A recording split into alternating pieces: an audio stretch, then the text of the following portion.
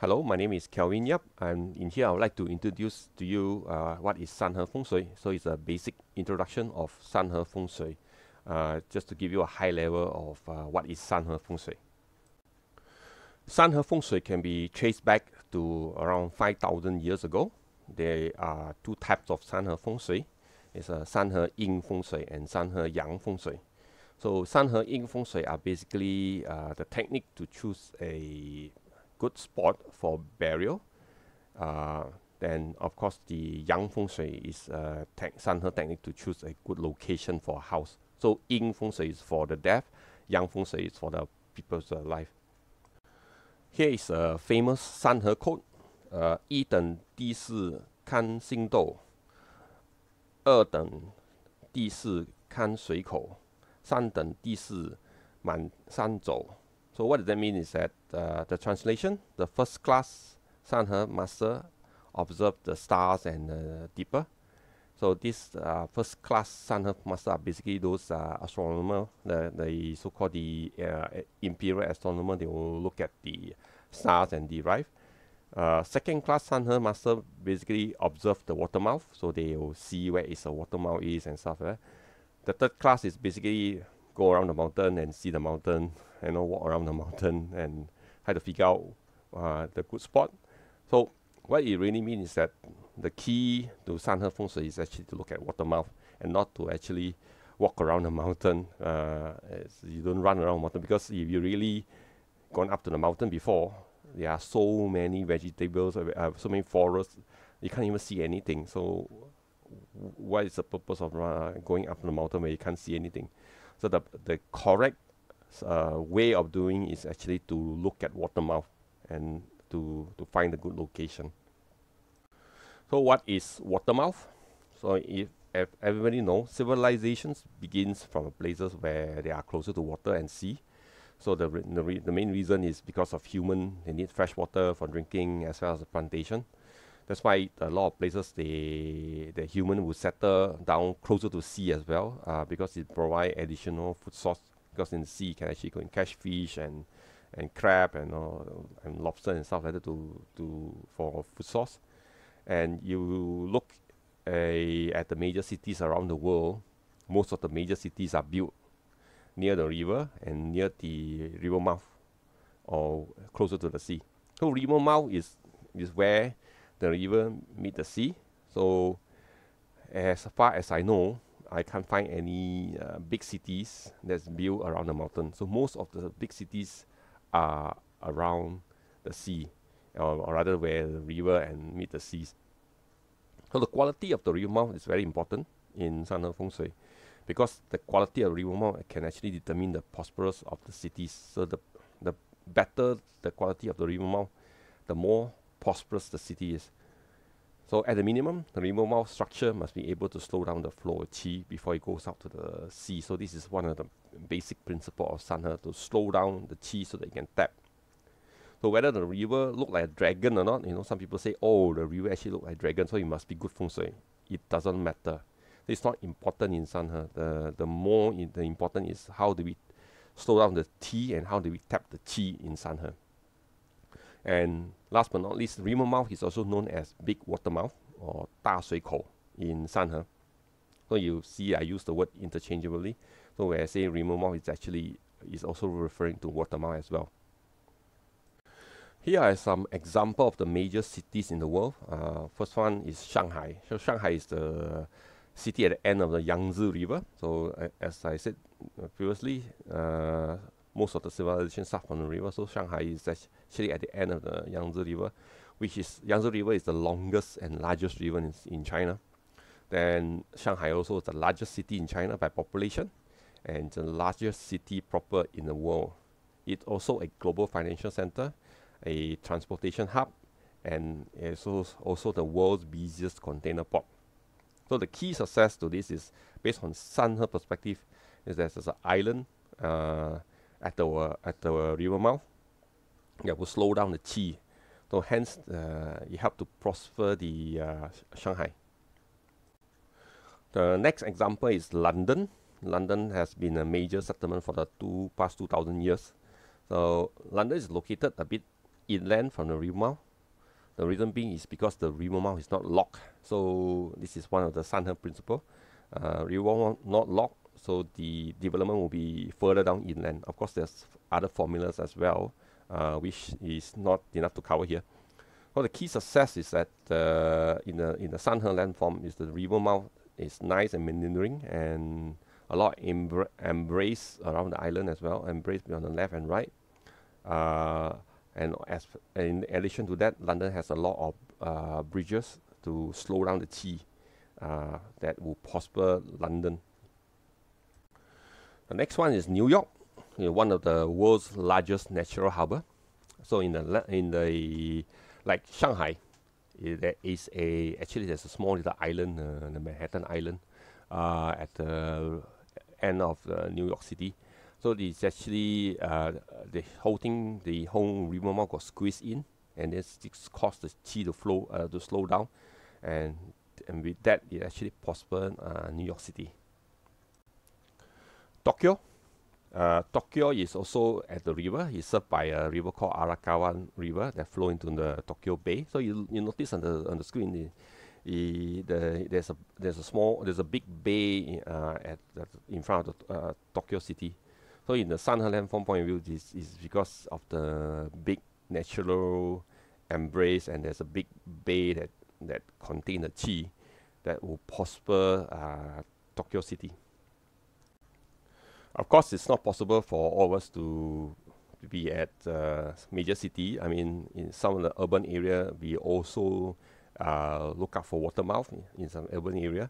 A watermouth is where the two rivers meet. That's where the watermouth is. Of course, there are certain criteria to how to be identify the watermouth as well.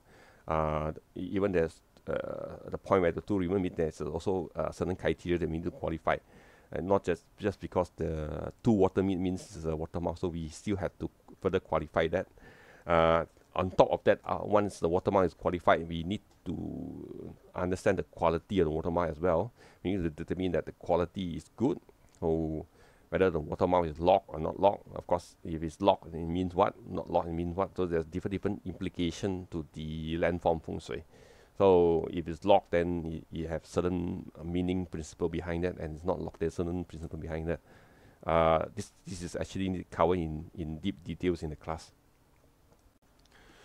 SanHe Fengshui also talk about embrace, like what I mentioned in some of the case example on the major cities. I also mentioned about embrace. What is the embrace? So embrace are basically the left side and the right side.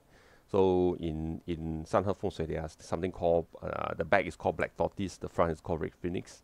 So the left is called green dragon, the right is called white tiger.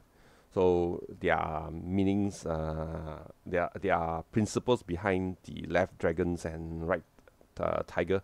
It's not just the namesake of it. So left can mean certain things, and right can mean certain things as well.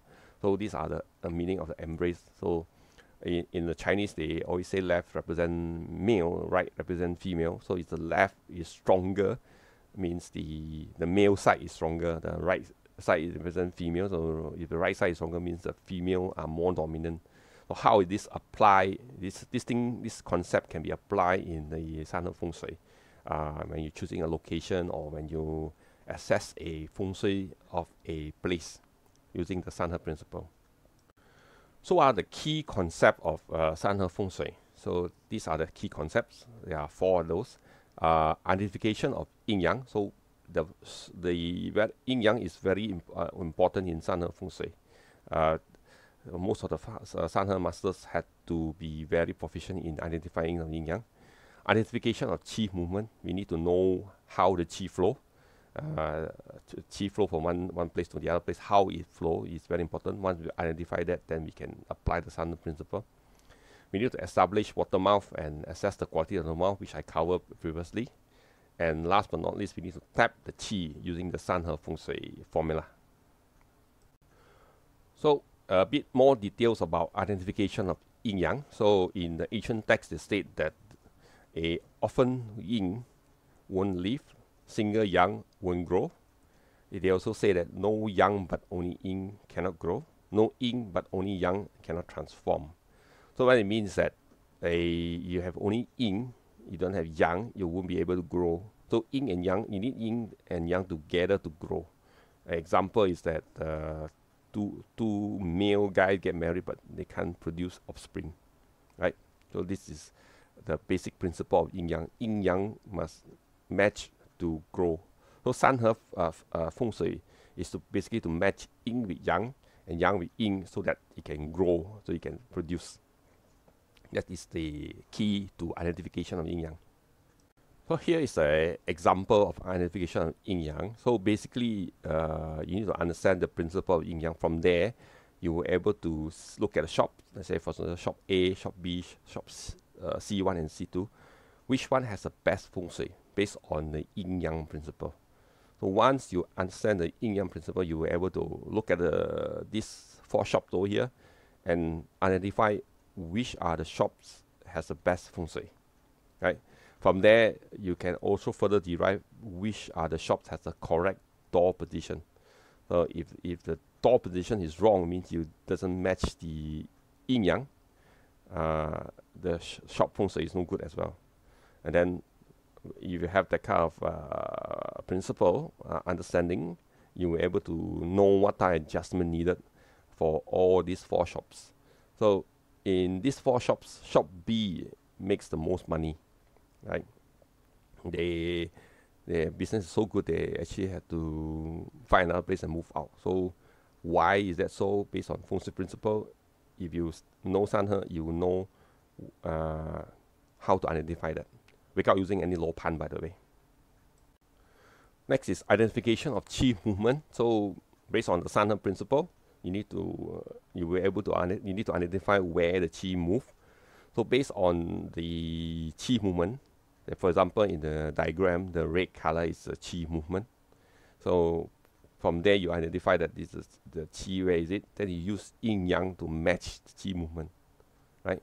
So adjustment is done based on yin yang principle.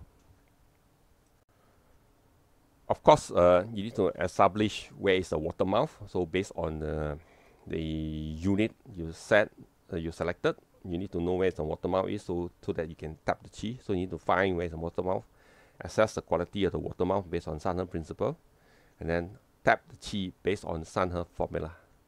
So this is the basic concept of Sanhe Fengshui. This is the Sanhe formula, 4 big water mouth, 4大水口 chart.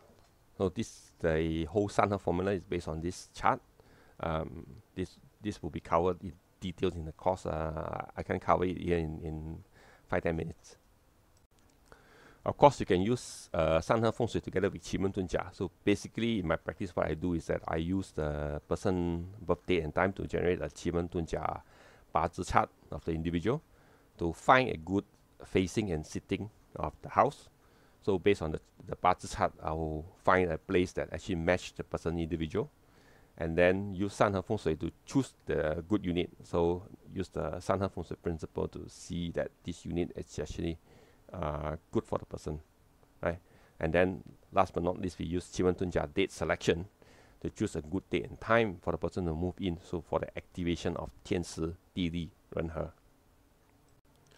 So a bit information about my Sanhe course. This is a 4-day classes, 4-day class. It covers Sanhe external and internal. External as in landform, internal as in how to use Sanhe internally in your house. I also cover how to use Sanhe together with Qi Men Dun Jia, like what I said just now, how to use the 八字 and then use the Sanhe, then how you fine-tune that using Sanhe Fengshui. Of course, how to use Google Map and Google Earth to do your Sanhe audit, finding the water mouth and all this kind of stuff can be done using Google Map. So Google Map is a big contribution to Sanhe Fengshui, as now I don't need to go and walk around to look at where is the water mouth is. I can use Google Map to find out where is it. So what are the things provided in the course is actually the course material, law pan template, because you can use Google Map to capture the screen, and then you use the template to sit on top, then you know where is direction and all those kind of stuff there. Cheat sheet, how to do how the formulas is all in the cheat sheet, how to use the formula inside cheat sheet. And of course there's a Feng Shui walkabout, so we do walkabout to have real case studies looking at the shops and see why is this shop is making money, why is the shop is not making money, and so on and so forth. Thank you for your time. Please visit my website for more information. You can go to www.fengshui-hacks.com or go to my blog at fengshui-hacks.blogspot.sg. Remember to you can also subscribe to my Feng Shui channel, Fengshui-Hack YouTube channel, for more videos. Thank you. So I hope to see you in my class.